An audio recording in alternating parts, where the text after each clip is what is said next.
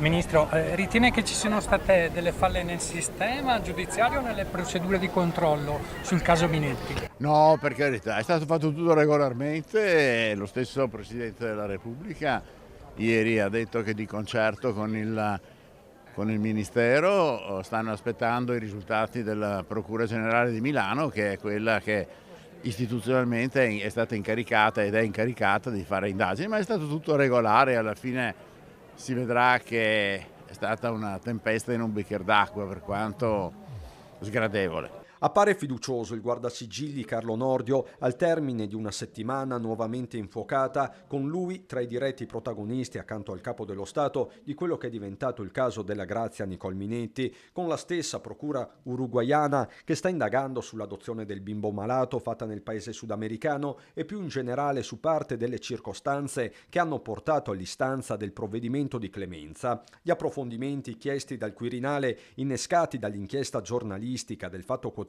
sono in corso su più livelli. Tutto regolare, ripete il ministro Trevigiano, ospite di un evento elettorale a sostegno del sindaco uscente Marco Della Pietra a Spresiano, dove temi locali e nazionali sono quanto mai connessi, su tutti la sicurezza dei territori e il dibattito sull'efficacia delle zone rosse. Una è operativa Treviso, nel quadrante tra Via Roma e Piazza Borsa. Bisogna sempre vederle caso per caso, non esistono soluzioni lineari in questi casi.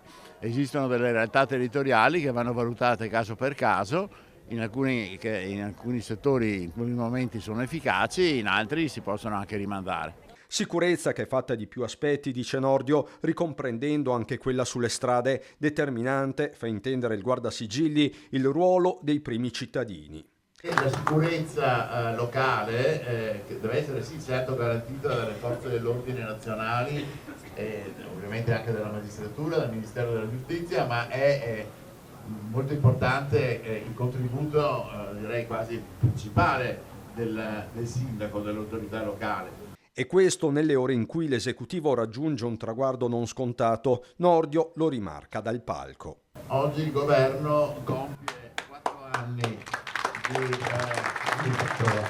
secondo governo longevo, più longevo nella storia della Repubblica Italiana. Naturalmente, poiché pensiamo di arrivare fino alla fine della legislatura, batteremo tutti i record e saremo il primo.